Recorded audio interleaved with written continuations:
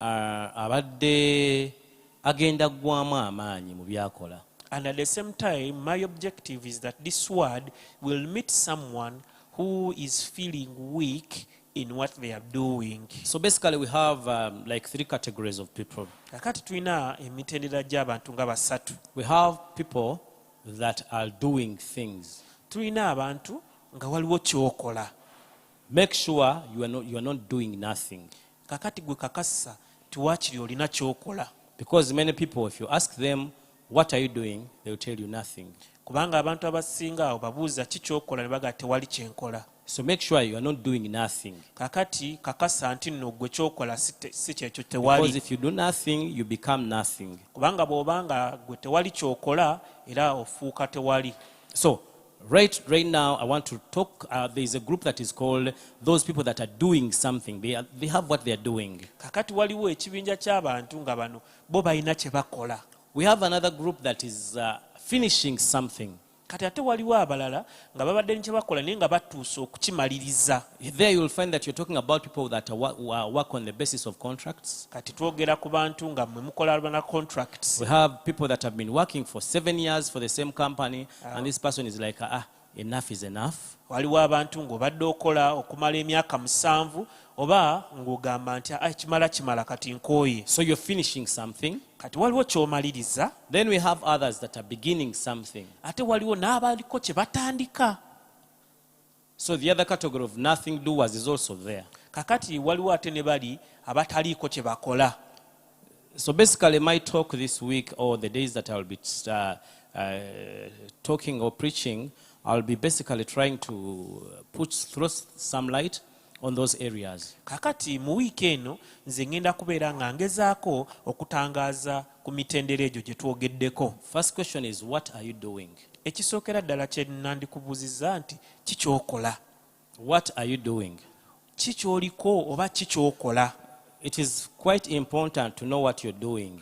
Kya makulu nnyo gw'okubeera ng'otegeera kikyokola. It is very bad to be doing something. Ova ku mutendera gumu ng'odda ku mutendera omulala ng'era ogenda oyambuka amadaala. Yes, yet we have another group of people. Naye ate tulinawo ekibinja ky'abantu abalala. You are finishing something. Gwe ng'ate olina ky'omaliriza. You started that contract, maybe it was for 2 years. Watandika contract eyo ayinza okuba yali ya myaka 2. Now it is about 1.5 years. You're doing the same contract. Naye kaakano oli mu mwaka gumu n'ekitundu ng'okyakola contract. You're remaining with 6 months. Kitegeeza oba osigazzaayo emyezi 6. Which means you're finishing. Ekitegeeza nti kati gw'onaatera omaliriza. But if you finish, what next? Naye ate bw'oba omaliriza emyaka gye egy'ebiri ki ekiddako? At the signing of the contract, what was in your mind? Bwe wali osayininga contract eyo okukola emyaka egy'ebiri ki ekyali mu bwongo bwo? What was your intention? Era wali oluubirira kukola What ki? would you say that I've achieved? Era kati ng'osobola kugamba nti kikyotuuseeko because of this contract. olwa contract eyo gy'okoze. Maybe you are not oriented when you are entering that contract. Osanga tewateekebwateekebwa wali oyingira mu contract eyo. This time has come to orient you. Kakati akaseera kano kazze okuteekateeka. That if you get another contract, nti bw'oba ofunye contract endala, they think in the 2 years, ng'oba kubw'olowooza mu myaka egy'ebiri, they're going to give you like 15M. bajja kuwa ndowooza obukadde nga 15. So before you sign that contract, naye nga tonnasayininga you contract need to eyo, plan, what am I going to use these 15 millions? olina okupulaninga n'ogamba emiliyoni zino 15 ze nnaafuna mu contract eno ey'emyaka 2 ngenda zikolamu ki? Because in Africa, for us, we are people that are there to address everything that rises up. Kubanga ffe mu Bafirika tuli awo ku kaseera kubeera nga ekivaayo ate ekyo kituteekako amaanyi.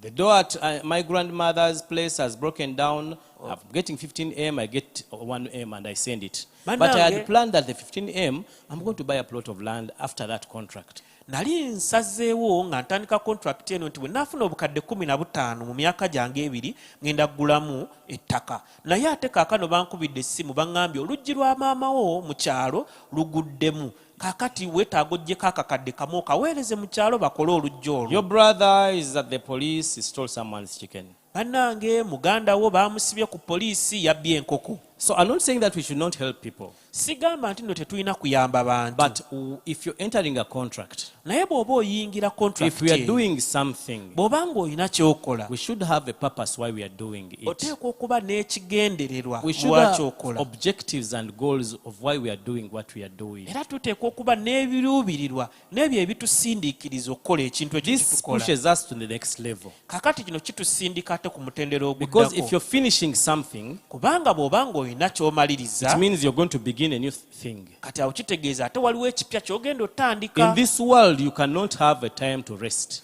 Mu nsi eno tosobola kufunayo kadde ka kuwummula. You cannot say that you retired. Tosobola kugamba nti nze nawummula. There is no retirement. Teri kuwummula. In fact, the Bible says God retired or finished. After finishing, that's when he rested. Kakati Bayibuli yeegamba nti Katonda bwe yamaliriza okutonda awo yawummulira. And the resting of God is not resting as you think. Naye ate okuwummula kwa Katonda si kuwummula kuno kwe tulowooza. When he finished his plan, Ye bwe yamaliriza enteekateeka the ye, things he had determined to do, ebintu bye yali asazeewo okukola, then he rested. olwo n'awummula.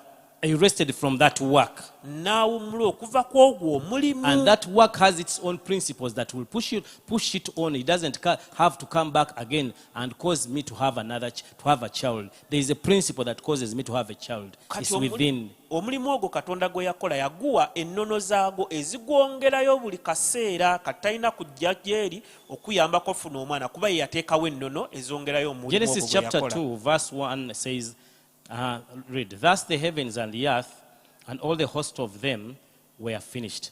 Ne biggwa okukola eggulu n'ensi n'eggye lyabo lyonna. And on the seventh day God ended his work which he had done, and he rested on the Sabbath day from all his work which he had done.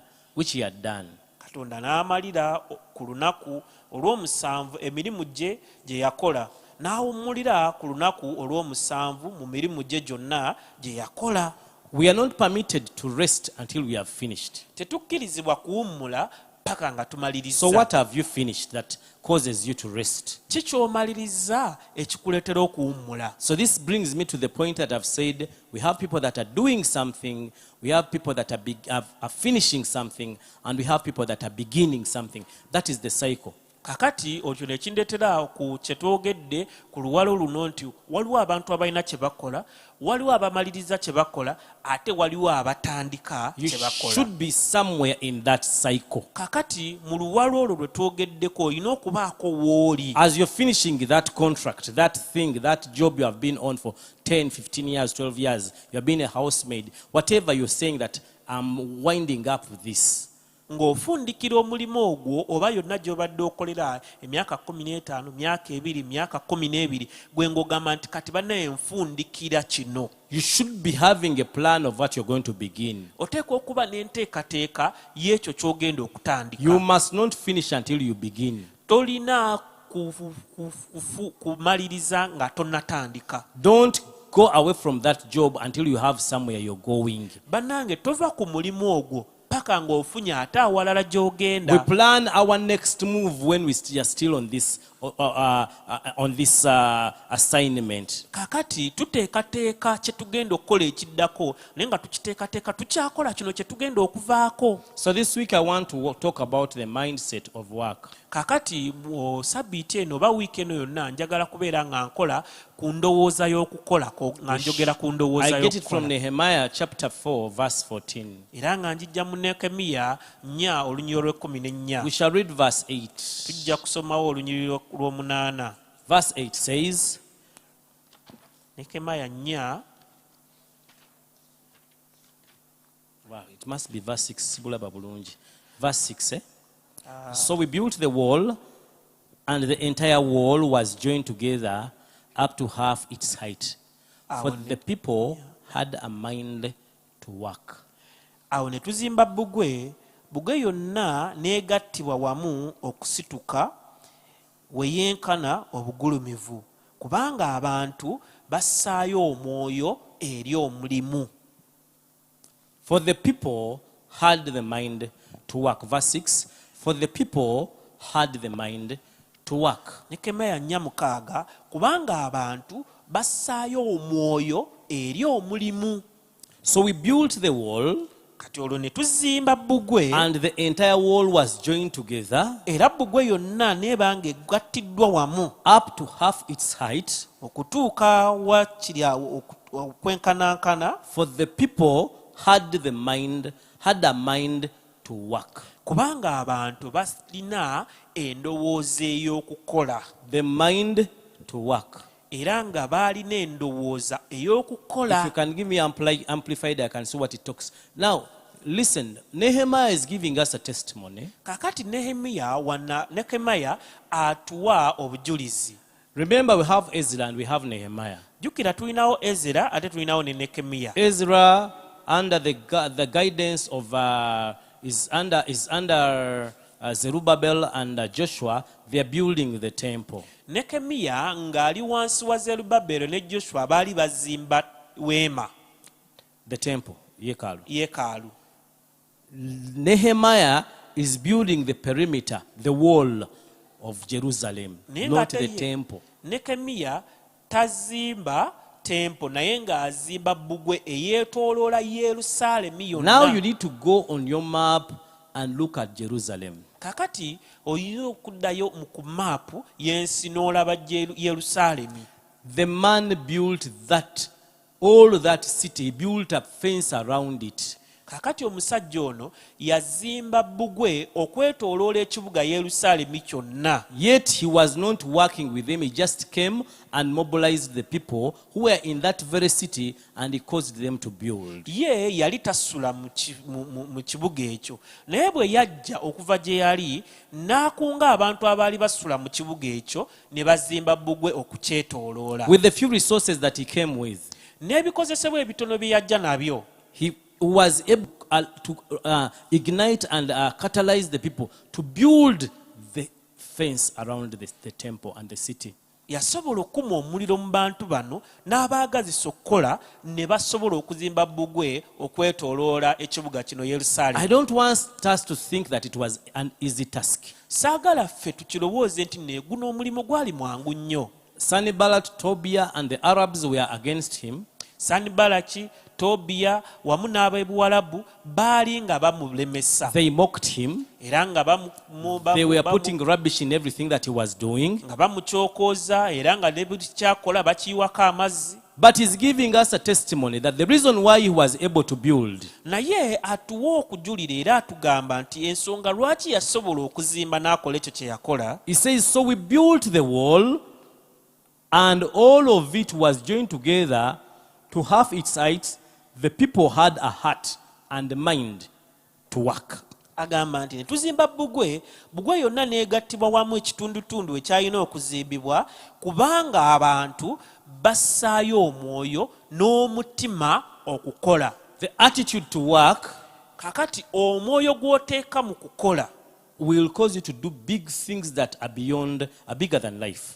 kijja kuleetera okukola ebintu ebinene ennyo ebisinga n'obulamu. Many people go to work. Abantu bangi bagenda okukola Everyone wants to work. era buli omu ayagala In okukola. fact, I've never met someone who doesn't want to work. Era sisisinkanangayo muntu yenna ye ng'agamba tayagala And people will kukola. just tell you, I don't find a job. Naye nga bo bakugambagambiriza sinafuna mulimu There naye are those that are nga working. ate waliyo eyo abakola. Once they get that job, Bwe bafuna omulimu they no ogwo longer want it. ne baba nga They want another tebakyagwagala job. ate nga baagala mulimu Here in mulala. this book of Nehemiah, Wano mu kitabo kya we have a Nehemiya man tulinawo who omusajja caused people eyaleetera abantu to build. He okuzimba. had a strategy, Yalina he enteekateeka, had a plan, yalina pulaani which I'm not going to go through today. gyenyiza obutayitamu But olwaleero. I'm going to tell you the thing he built in the period in which he built. Naye njagala kukugamba akaseera ke yakutwala ng'azimba ekintu The ekyo. Bible says it was 52 days. Bayibuli egamba nti yakizimbira ennaku 52.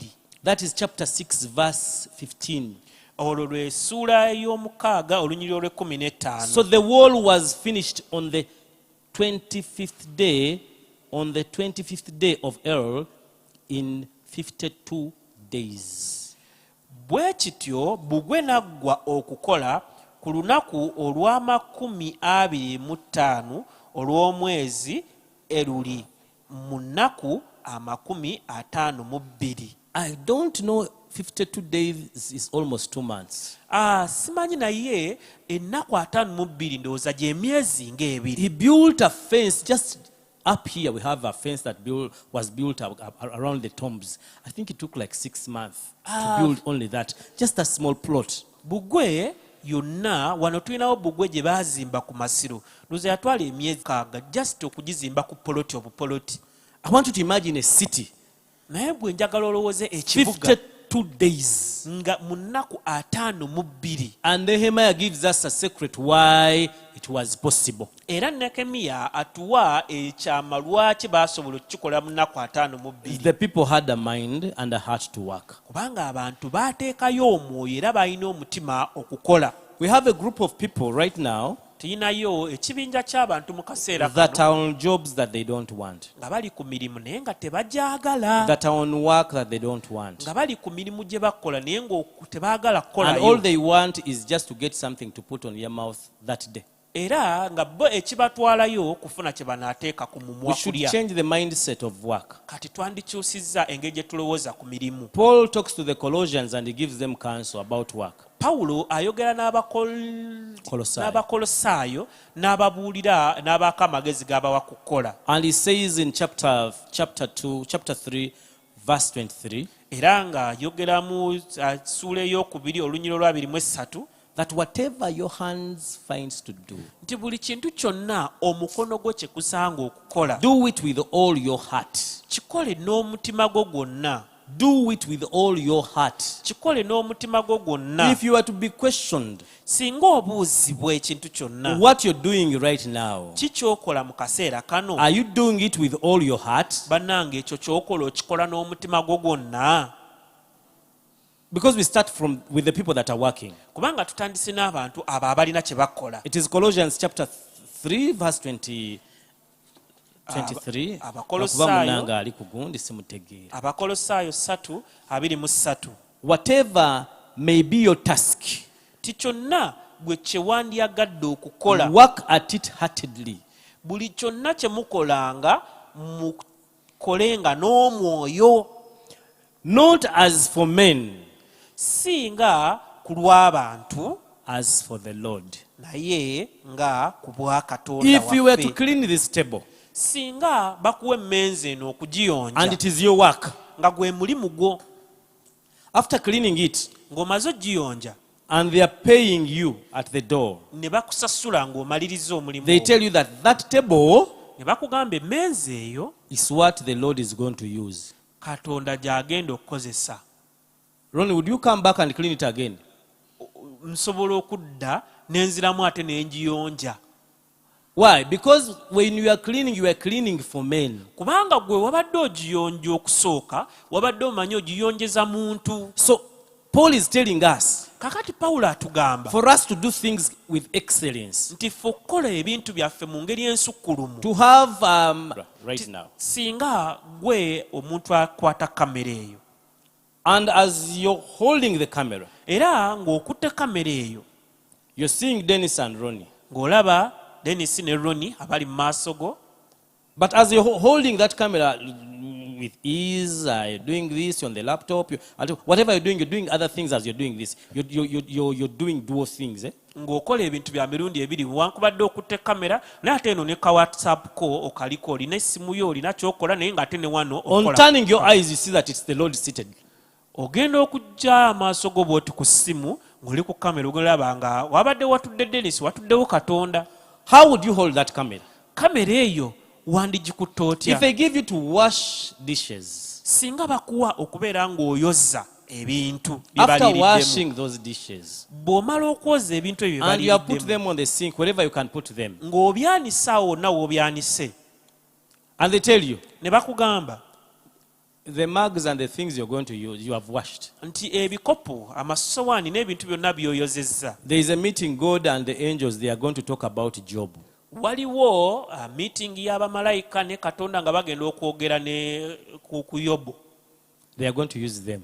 Bagenda kubanga babikozesa. Do you think you can go back and you tell them, give me 5 minutes or 10 minutes, I wash them again? gwe tolowooza nti oyinza obagamba nti bane musooke mupeeyo obudakiika nga 5 n'odduka oddemu obyoze. If that shop your master was the Lord, singa edduuka eryo ly'otundamu mukama wo yali Katonda, would it be dusty like that?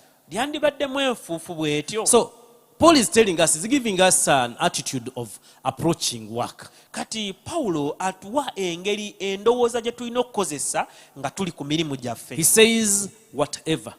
Ng'agamba buli kimu. Whatever. Buli. Whatever is a blank check.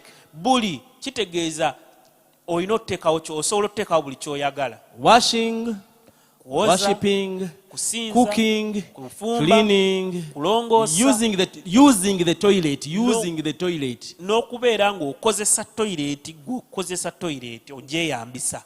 Everything. Buli kimu. If we could have that approach, singa tube n'endowooza eno, I'm telling you, no one of us would be lacking a job. Era mbabuulira nti tewali kuffe muntu n'omu yandibadde nga talina kyakola. Are you building? Oli muzimbi? Are you playing machines? Are you a maid?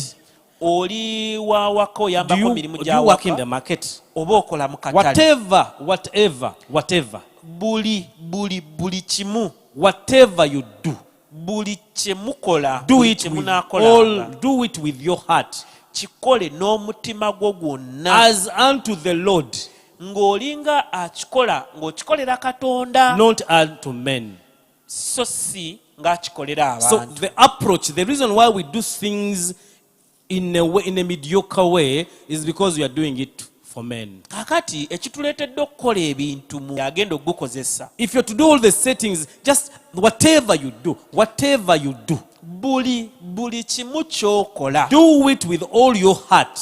Kikole n'omutima gwo gwonna. The question is, era ekibuuzo kiri nti, are you doing it with all your heart? Bannange buli ky'okola okikola n'omutima gwo gwonna. Okay, let us just think about, because he has given us 2 things that will help us to qualify, to do things that will communicate value. Kakati katukirowoozeeko kubanga tuwadde ebintu 2 ebigenda otuyamba okuteeka omutindo kwebyo bye tukola. If you only do the things with all your heart, singa waakiri ebintu ebyo by'okola obikola n'omutima gwo gwonna. Yes, you're doing it for men. Kituufu wadde obikolera bantu. But do it with all your heart. Naye ng'obikoze n'omutima gwo gwonna. They would be different.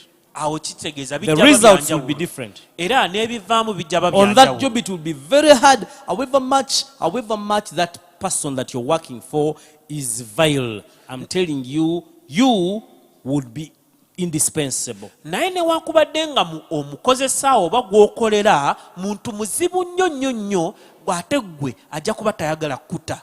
If you do it with your heart, singa okikola n'omutima gwo gwonna. Okay, let us not do it with our heart. Kale katukiveeko nga tekikolera mu mutima gwaffe gwonna. He has given us another approach. Awo ate atuwadde engeri endala gye tuyinza okukikola. Do it as unto the Lord. Kikole ng'okikolera Katonda. Do it as unto the Lord. Kikole ng'akikolera Katonda. You're in that shop. Ng'oli mu dduuka eryo. You're in that marketing company. Ng'oli mu you are in that market. Ng'oli mu katale ako. Do it as unto the Lord. Kikole ng'olinga akikola eri Katonda. You're cooking that, you're having that restaurant. Ng'olina restaurant eyo efumba. Cook that food as if Jesus is cooking. Bannaye efumba emmere eyo nga kiringa Yesu yafumba. But again, as you're serving it, naye ate ng'ogigabula, serve it as if you're serving Jesus. Gigabule ng'olinga agigabulira Yesu. So Paul is giving us the approach. Kakati Pawulo atuwa enkola gye tulina okukolamu. For a way for us to be indispensable. For okubeera nga buli kye tukola tuyitemuka nnyo. So he's telling us, do it whatever you're doing, whatever. Buli kyokola, agambye buli kyokola. You cannot minor in some things and major in others. Tosobola kubaako byogamba nti bino mbiteekako nnyo essira naye ate bino byo mbikolamu ngeri ya. In the small things, if you are not excellent, you will not tell us that you will be better in the bigger things. Kati obuntu obutono ennyo obwo obanga ggwe tobukola mu ngeri ya nsukkulumu, tosobola tugamba nti ebinene bwe binajja onaabikola mu ngeri ey'amaanyi. If you look at one area of your life which is neglected, it tells us that one time you're going to neglect other areas. that are important. Wabaawo mu bulamu bwo eriya yonna gy'otataddeeko ssira, kitegeeza nti ate era waliwo eriya endala mu bulamu egyo okujjanga wadde nnungi nnyo oba ya makulu nnyo ogiveeko nayo obeere nga togiteekako ssira. So Nehemiah tells us Kati Nehemiya atugamba the reason why I finished this project in 52 days, nti ensonga lwaki omulimu guno nagumaliriza mu nnaku 52, he would have gone into the Guinness Book of Records yandibadde ndowooza ayingira ekitabo ky'abo abantu abakyasinza okukola ebintu because that time ebisukkulumye. machinery was down. Kubanga mu biseera ebyo tewaaliwo okukozesa byuma It was not so much sophisticated as it is today. era nga ne tekinologiya si w'amaanyi nnyo nga bw'ali kati, Record 52 days. naye yasetinga ennaku 52. But he tells us Atugamba the reason why we did this. te ekyatuyamba era ensonga lwaki The people had the twagizimbira heart abantu and the balina mind to omutima work. n'omwoyo eri omulimu. Ecclesiastes chapter 9, Omubuulizi essuula ey'omwenda, and our time is up. I think we shall start from there. ng'obudde Let us just read bwatubuweddeyo, that verse. katusomeyo olunyiriri luno. Ecclesiastes chapter 9, Omubuulizi essuula ey'omwenda verse 10. olunyiriri olw'ekkumi. Whatever your hand finds to do, Buli omukono gwo kye gulaba okukola. whatever your hand finds to do. Buli omukono gwo kye gulaba okukola. Number one, Ekisookera your ddala, hand must find something to do. omukono gwo guteekwa okuzuulayo ekintu kye gulina okukola. For us to be relevant here on earth, Ffe okubeera nga tuli ba mugaso ku nsi kuno, we are doing some things. waliwo ebintu bye tukola. We are not here as decoration. Tetuli wano ng'ebitimbiddwa. We are here to contribute. Tuli wano okubeeko kye tukola. For the rent that we pay on earth, Sente ze tusasula wano ku nsi, for our being here, ffe okubeera wano, is our contribution. kwe kuba tulina kye tukola, kye tuteekawo, kye And no tugattako. one is on this planet that is not contributing. Era tewali muntu yenna ali ku nsi kuno nga talina You're kyagattako. either contributing negatively or you're contributing positively. Oyinza okuba ogattako mu ngeri ezimba oba ogattako mu ngeri emenya. And there are people that have determined to contribute way above on the spiritual level, that because they have the excellent spirit in them. Ate waliwo abantu nga bo basazeewo okubeera nga bagattako n'okusukkuluma mu kintu eky'omwoyo, kubanga mu bo balina omwoyo omusukkulumu. They have decided to create a culture that you should expect excellence whenever they do something. Bo basazeewo okuteekawo embeera nti bo obasuubiramu buli kaseera obasuubiramu ekintu ekisukkulumu.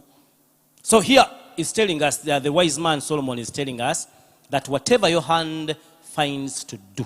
Kakati wano omusajja omugezi Sulemaani atugamba mu Mubuulizi 9:10 nti buli kintu omukono gwo kye gulaba okukola. Your hand must find something to do. Omukono gwo guteekeddwa okuzuula ekintu kye gulina okukola. If it is prayer, we should pray for that in this season, that our hands must find something to do. Bwe kiba kyakusabira, sizoni eno kye tulina okusabira nti emikono gyaffe gizuule ekintu kye girina okukola. So he tells us the way we should do it. Era atubuulira nti kasita omukono gufuna ekyokukola ate olina kikola otya. He says, Agamba, do it with all your might. Nti okikolanga n'amaanyi go. Do it with all your might. Nti okikolanga n'amaanyi go gonna. All your might. N'amaanyi go gonna. Wherever you are, be there. Nga wonna w'osazeewo okubeera oli awo. You find someone is on the laptop or is editing or is doing whatever he's doing and is doing other things. He's doing two tasks at a go. Kubanga osanga omuntu ng'alina waali naye ng'ate akola ebintu bya mirundi ebiri awo waali. That is divided attention. Awo obeera weegabizzaamu emirundi You ebiri. man cannot do two things at a go. Jesus said you cannot serve two masters at a go. Either you will please another or you will dishonor the other. Omuntu tasobola kuweereza bakabaka ba mirundi ebiri, kubanga Bayibuli egamba nti omu ojja munyiiza omulala omusanyuse, naye tosobola kweyawulamu n'obeera nga bano b'osazeewo okuweereza obaweereza mu ngeri za mirundi Whatever your ebiri. hand finds to do, Buli kintu kyonna omukono gwo this kye is the way you gusaaba should okukola. do it. engeri gy'olina okikolamu yeeno. Do it with all your might. Kikole n'amaanyi go gonna. Now, my might is different from Ronnie's might. Amaanyi gange ga njawulo ku maanyi ga Ronnie. Ronnie's might is different from Barbara's might. Amaanyi ga Ronnie ga njawulo ku maanyi ga Barbara. But God is telling us, naye Katonda atugamba, or Solomon is telling us, oba Solomon atugamba, that whatever we are doing, nti buli kintu kyonna kye tukola, let us do it with all our might. tukikole n'amaanyi gaffe gonna. I have 2 boys. Ninayo abalenzi babiri. One can carry a cup of water. Omu asobola okusitula ekikopo ekijjudde amazzi. Another one can carry 10 liters. 10 liters is towards 10 liters. Era omulala ye asobola okusitula lita 10 ey'amazzi. They can carry, if there is a possibility, I can carry 3 jerrycans, but there is no possibility. Okay, I carry 2. Kati nze singa wabaddewo obusobozi nandibadde nsitula ndowooza ebidomola nga 3 naye tesinanga egy'ebisitulamu so nsitula ebidomola 2 bya lita 2. If that young boy who can carry a cup, kakati ono omulenzi omuto omwana omuto asobola okusitula ekikopo, if he carries a cup, singa asitula ekikopo kino ekijjudde amazzi, that is all his might. ago gaba maanyi ge gonna. So he has done what he's supposed to do. Kitegeeza akoze ky'alina okukola. This one who can carry liter 10 jerrycan, naye ate ono asobola okusitula lita 10. if he carries 2 cups, singa asitula ebikopo 2, however much he has satisfied the need, newankubadde nga ajewo obwetaavu, he has not done it with all his might. takikoze n'amaanyi ge gonna. So all his might kakati ye amaanyi ge is gonna that 10 liter. gali mu lita 10. But if I bring a 1 jerrycan naye singa ndeeta ekidomola and kimu my might is 2 jerrycans, ng'ate amaanyi gange gasobola ebidomola 2, however much I've met the need of 1 jerrycan, newankubadde nga nzizeewo ekizibu ekyetaagisa and all ekidomola people are ekimu, appreciating, whoa, what he has done is great, era abantu bonna nga bagamba bannange akoze ky'amaanyi, I have not done it with all my might. bannange mba sikikoze n'amaanyi So gange they are giving gonna. us an approach or attitude towards work. kakati wano batuwa enkola gye tulina okukolamu nga tukola emirimu The gyaffe. standard would be 1 jerrycan. Newankubadde nga omutindo gugamba nti nno aleese ekidomola kimu aba akoze. But your excellence, for you to be in that space and stand out, you have to do more than what is required. naye ate gwe okubeera awo n'obeera ng'osukkuluma okukola ekisinga ekyo ekigwanidde, oba olina kukola n'amaanyi go So gonna. whatever your hand finds to do, this is the way you should do it. Do it with all your might. buli kintu kyonna omutima omukono gwo kye gulaba okukola olina kukikola bw'oti, nti olina kukikola n'amaanyi go For gonna, there is no work, kubanga teri mulimu no gwonna, device, newankubadde okuteesa, no knowledge, newankubadde okumanya, no wisdom newankubadde amagezi in the dead where you're going. mu magombe gy'ogenda.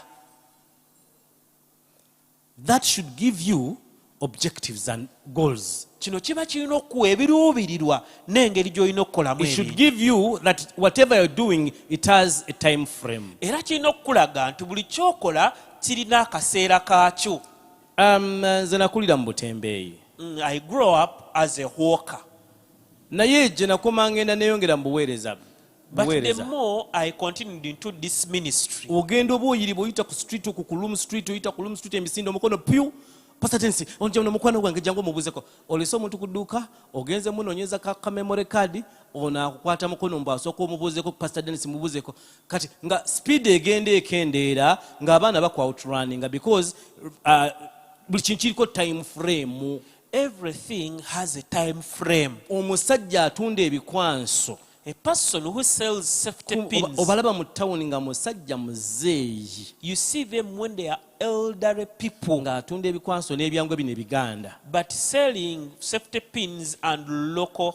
N'otula n'ogamba ani agenda okubigula nga really anoonya ekintu ekimubeerewo okusurvivinga, naye nga mu kiseera mwakikoledde si mwe yali alina okkikolera, akikoledde mu biseera ebikyamu. Kyavudde agamba nti buli mukono gwo kye kuzuula okukola kikole n'amaanyi go, kubanga gy'olaga teri kukola, teri device, teri kumanya, teri magezi. Waliwo season egenda okutuuka ng'ebyo ebintu ebyo tebiriiwo. Wow. So omuntu yenna ng'olina omulimu gw'okola So to everyone who has something you are kantandike doing, n'atalina kyakkola let me now start with someone who is doing nothing. oli mu kwetemula You are killing, you are olina destroying ky'osobola yourself. okukola mu bulamu Because there is something you can do in this life. ekigambo okukola kitegeeza kuggyawo kizibu Work means solving a problem. kitegeeza gwe mu nsi yo mwoli temuli mu bizibu Does it mean that because you have nothing to do in the world you are, there are no problems? tewali muntu katonda gwe yateeka ku nsi nga si problem solver nga tojjawo bizibu tewali ali wano buli ali ku nsi olina ekizibu ky'osobola okuggirawo abantu There is ne bakusasula There is no person who was created here on earth and you're not a problem solver. There is a problem you can solve here on earth and people pay you mu for stage that. z'obulamu ze tutambuliramu In the stages of life in which buli we move, stage olina ebizibu by'olina okuggirawo awo kweyo in stage every stage there are problems you are supposed to solve. olwaleero waliwo engoye zezisobola kutunda kuba abazitunda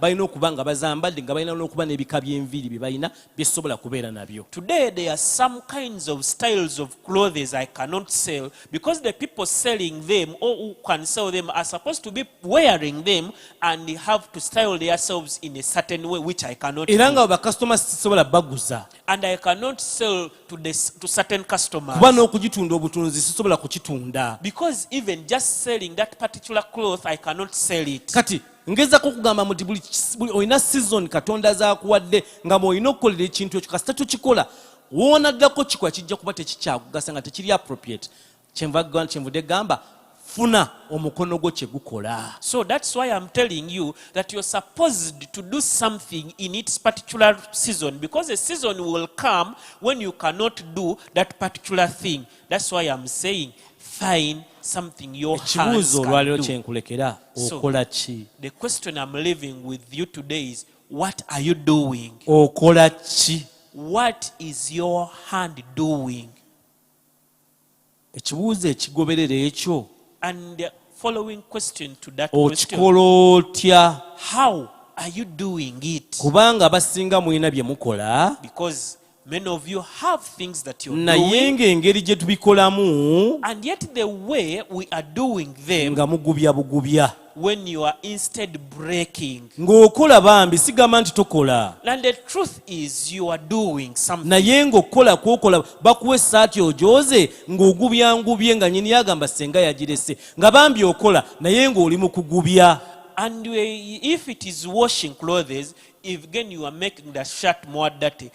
In other words, the work you're doing, you are causing more havoc than good. level 1 noonya ekyokukola So the first level is find something to do. abeeka bampeeka oven ennaku ezo Recently, people at my home demanded that I buy for them an nga oven. mukyalo yange agamba akoyo ogula keeki eza birthday And my wife was saying that she's tired of buying cakes for the birthday ceremonies. ne bagenda ku intaneti So they went online ne bayiga keeki and they learned how to bake cakes. ne bampeeka oven And they demanded oven from me. mukama nanyamba neewanvuwa And God helped me. ne bagenda ku youtube era And they went on internet ne again. bayiga okufumba keeki ng'ozifumbisa musenyu And they learned how to bake cakes with sand. nagenda okudda nga bagamba oven yo gireke And by the time I went back, they told me, we no longer need your oven. nga bakoze keeki yaabwe ya birthday So they had baked their birthday cake. nga bagikoledde mu sexyaling zayakulaba babikola naye nga bagamba bagifumbisa musenyu I don't know how they did it, but they told me that they used the sand. tuli mu mulembe So we are in a time ng'osobola okuyiga ekintu kyonna ky'oyinza Where? okulowoozaako whereby you can learn anything that you can think about. oyinza obutakola keeki You may not be able to bake a naye awo cake, w'ova awo awoobeera awo but in your residential area where waliwo you stay, ebizibu nga gw'osobola okubijjawo there are certain problems which you can solve. waliyo ebintu by'osobola okuggyawo There are things you can solve. waliwo omukono gwo bye gusobola okukola There are things which your hand can do. waliwo abakola mwebale kukola There are people working. We thank you mwe for working. mbabanja kubikola na mitima gyammwe ng'abakolera mukama For you, I'm demanding you to do what you're doing with all your heart as if you're doing it for the Lord. mwe mbabanja kubikola n'amaanyi gammwe gonna For you, I'm demanding you to do them with all your might. njagala kugamba rent gwe tusasula ensi the rent that we pay on this earth is our contribution sente ze tusasula ez'obupangisa wano ku nsi byebyo ebizibu bye tujjawo byebyo bye tuleeta bye tukola. What are you contributing? Gwe kikyoyongerako?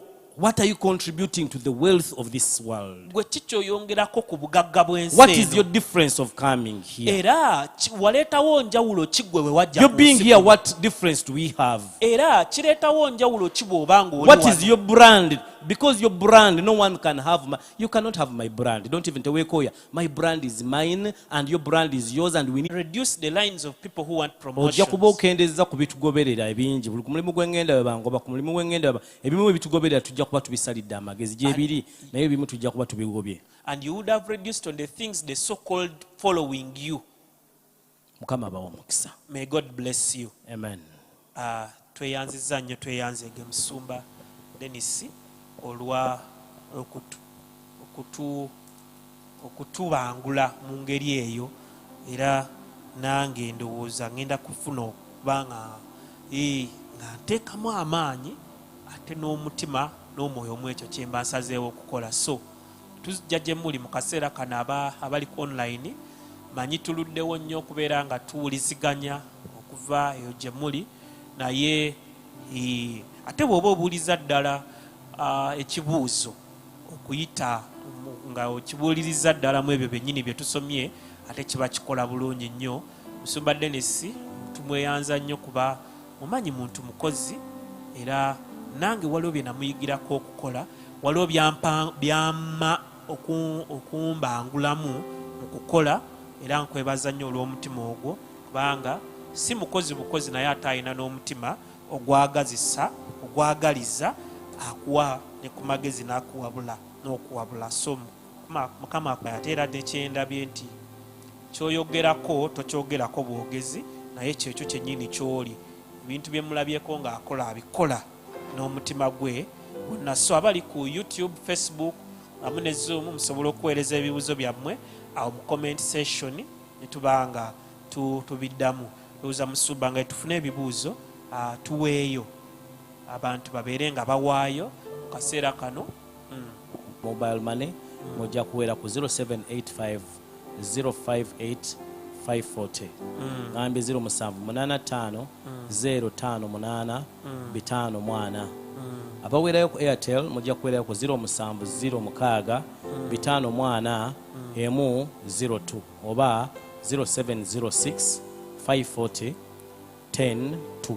So omuntu yenna oyala kuwagira oba kuwaayo kiweebwayo kyo oba kimu kya 10 oba kiweebwayo kirala kyonna kyoyagala okuwaayo eri obuweereza ku nnamba ezo, manyi nti Mukama anaakuwa omukisa. Tubasabira Mukama bagaziye. Mukama season si nyangu, naye season abantu mwe bakulaakulanira, ze season z'abalamu bonna mwe bakaabira, abalamu bakulaakulanira, ab'enjawulo mwe baviirayo. So nkusaba Katonda akwawule mweno season kubakaaba naye obeere mu abo abaleeta enjawulo olw'okumaziga amangi agaliwo, obeere ekyokuddamu. God bless you. Weewaawo nga tulinde ebibuuzo byammwe osobola okiteekaawo mu comment section ne tukiraba, tuba twongera okubajjukiza nti twazzeeyo mu nnomo. Tujja kubeeranga ne service eya lunch hour. Service eno eya lunch hour bw'ebanga ewedde ate tuwummulamu ne tukomawo ssaawa 11 n'ekitundu ez'olweggulo ne service eya kawungeezi. So twagala okubeera nga tubagamba nti mubeere nga mwekuumira ku mikutu gyaffe egy'enjawulo egiriwo. Tulinawo radio nga Inaman FM, tulinawo YouTube channel yaffe eri Inaman Ministries, ne tubeerawo ne Facebook nayo obeera osobola otufunirako. Tulinawo Zoom naye osobola okuba nga otufunirako ne tubeera live. Ate Facebook eri United Christian Center dash Inaman Ministries, osobola otufunirako. Bw'oba nga oli okwo teweerabira kubeera nga osubscribinga abali ku YouTube, ate abali ku Facebook teweerabira kubeera nga olikinga page awamu n'okusharinga obubaka. Ate olwo abamu ne mutufunira ne ku WhatsApp bwe tuba nga tumaze okubuulira obubaka buno, ate tubuweereza ku WhatsApp group yaffe. So obanga toli ate ku WhatsApp group fuba okulaba ng'ate ogyeyungako. So nakano agikala agamba tweyanza nnyo pastor, Mukama akuwa omukisa. Munnange naawe akuwa omukisa. Kati waliwo abali ku YouTube nagamba thanks Pastor Denis and the entire team. Ekibuuzo kiri nti if someone is feeding from UCC via online but he or she has a local church, where do you take you the tithe? Ekigendera kya tithe kirungi tukifune tukijje eri mu kutiisatiisa abasooka gye bakiteeka. Basic thing of the tithe is mu nnyumba mubeeremu emmere. Katonda yateekawo church ng'eri support the house. Bw'owaayo you're supporting the house. Kati tuddeyo ku principle eno ya wooliira woolwa. Bw'oba oli bweru ssaawa eno nga olina wooliira, tugambe wooliira woolwa. You need to be realistic. Wooliira woolwa owaddeyo tithe. Naye olina local church eyakusupportinga, eyakusabira, abaateekamu amaanyi, abakolanga nawe okkiriza nti omusumba oyo gwe okutuuka awo Oman, e Dubai, e UK alina kye yakola. Wali totumanyi. Katoto tonyiiga. Wali totumanyi. Naye ate n'okutumanya wasooka kugenda Dubai, watega Oman. Naye ate yakutuuse Oman. Kati otuuseeyo omusuddewo. This is what I'm saying. Tulina bye tuyita ebimu eby'ekkumi. Tulina bye tuyita ebiweebwayo. Tulina obweyamo. Tulina support nyingi.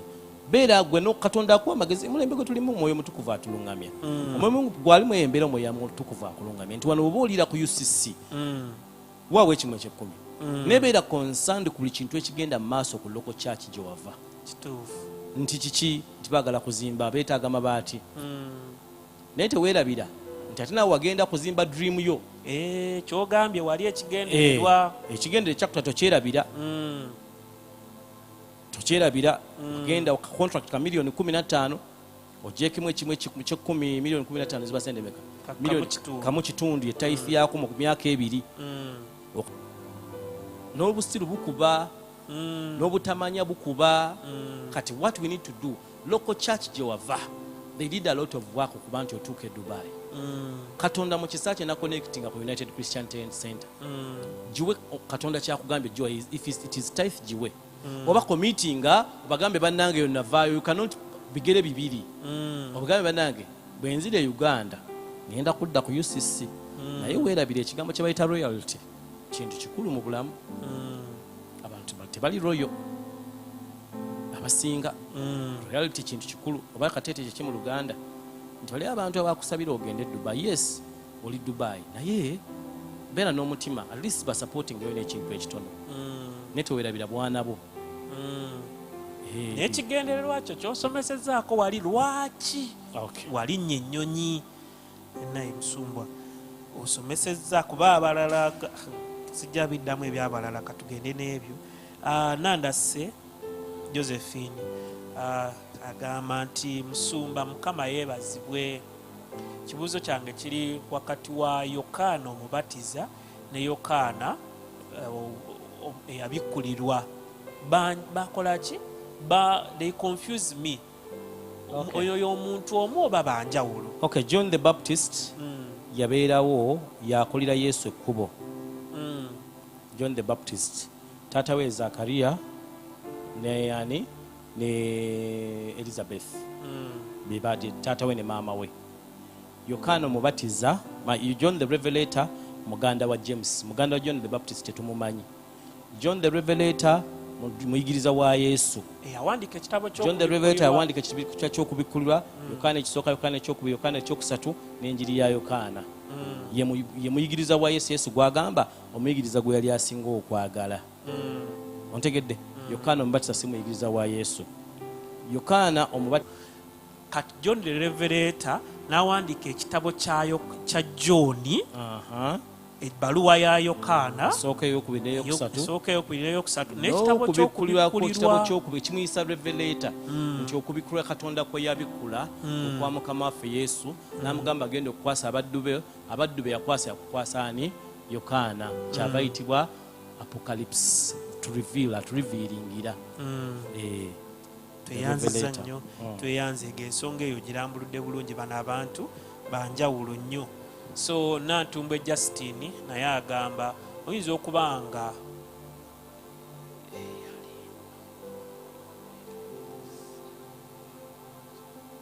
Nantumbe nti ayinza okuba nga yali ampanga emmere nga si nnungi kati nafuna UCC ayindiisa emmere nnungi oli namuvaako kati ekibi ky'okuddamu ebibuuzo nsigaleyo ekibi ky'okuddamu ebibuuzo kyekyo bireeta ebibuuzo omuntu alondamu bakiyita kye bayita selective communication okulondamu byoyagala kankuwa example omukazi yali very quick omukazi yali ayagala mutabani waave ku mwenge n'aleeta glaasi emu nga mulimu amazzi n'aleeta glaasi endala nga mulimu waragi konko n'akwata olusiringanyi n'aluteeka mu mazzi ne lubeera nga luzanya n'alugyamu n'aluteeka mu waragi ne lukutukakutuka n'abuuza omwana otegedde ki katete gwe oba otegedde ki nategedde nti waragi akutulakutula omwana yamugamba nti ntegedde bw'onywa waragi atta ebiwuka mu lubuto kati selective communication ebeera bwetyo akyalonze nakyo mwekirimu ansa naye maama sikyabadde acommunicatinga omwana yalowooza nti wenanywa waragi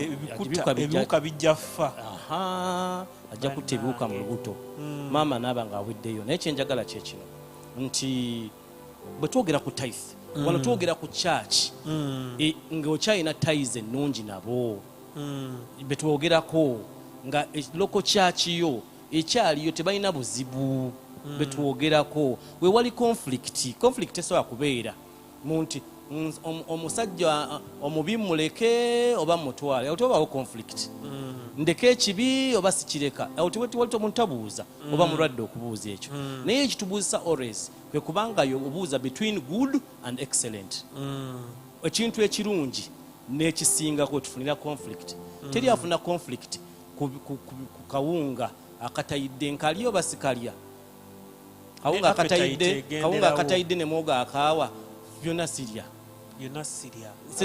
naye mu bintu ebirungi ebibiri ng'onoonya ekisingako yewe tufunira conflict kati tubadde ku church gye wavaamu nga nnungi ne UCC gye wafuna nayo nga nnungi kati conflict eri wakati oli awo ogamba nzira eno eyo yekyo gye mbadde nziramu naye gwe gy'omanyi nti mbi sisobola kugamba nti kati nayo gisupporting bayibuli egamba baluumye essuula esemba essuula esooka nti bawagira n'ebyo you're not supposed to promote evil you need to starve it amina musumba tetujja kweyongerayo nnyo okuba obudde bwaffe bwobugenze mbadde nsaba osiibula abantu bano ate enkya era tujja kudda mukama n'aba atusobozesezza tujja kubaawo musumba atusuubiza wiiki namba ng'ayogera ku mutwe guno ogw'okukola si wiiki namba naye time gye naabeerawo time gy'anaasobola okubeerawo weewaawo tweyanzege musumba badde nsaba osabire abantu bano ate obasiibule mbasabira era sinasaba mbajjukiza nti tubeera ne services zaffe zikyagenda mu maaso eza evening service zazeeyo nga bwe zirina okubeera tulina Monday Pastor Alex n'abasumba ne brother James Mutunzi administrator waffe Tuesday naabeeranga naawe Wednesday abakyala sorry munsonyiwe eyo Wednesday midweek service yaffe then Thursday nze Pastor Mukuye then Friday overnights zaffe ziri zibwamu kati ate buta amaanyi so please funa woyingira Sunday services zaffe 3 zibeerawo funa service gyobeerako naye byonna biri online tetujja wano ku church temujja wadde motoka bazitadde tetubeera tezibeera wano ziri virtual tuwulirize ku radio tuwulabe ku platforms zaffe zonna endala kirala tubasaba okuba nti muwaayo abeeyama tuzimbe project egenda maaso abataneeyama you can join mu ngeri yonna mulabe nga mujoininga tube nga tugenda maaso n'ekyo Katonda kyetuma okukola katusabe ekitaffe atagwa tukwebaza olw'abantu bano ab'enjawulo ne season gy'otuyingizaamu season y'okukola abamu tebamanyina we batandikira naye Katonda waffe oluŋŋamya balungamye ku mirimu emituufu egy'okukola balungamye ku bintu byasobola okukola bikula amaaso gaffe tulabe ebizibu bye tusobola okujja biri mu community kubanga bye bikwedda mu ssente zaffe ate tuwa amagezi ozikozesa obulungi okuinvestinga mu future yaffe mu Kristo Yesu mukama waffe tusabye nga tukkiriza amiina n'ekisa kya mukama waffe Yesu Kristo okwagala kwa Ayi Katonda okussa ekimu n'omwoyo mutukuvu bibeere naffe ffenna n'eri abooluganda bonna emirembe gitaggwaawo amiina mukama abatuweere nnyo omukisa mwebale kutugoberera nakutwagala mubeere bulungi. Christian High School is a school of difference. sports, arts, and sciences. Wisdom, probity, and God's favorites found with us. Bring your child to Steva Christian High School. You'll never regret it, 'cause God is the number one in all we do. Steva Christian High School, located in Nakaseke Town, Kapeka Road, near Nakaseke Hospital. For more information, call 0776 507780 or 0701 507780. Steva Christian High School, the best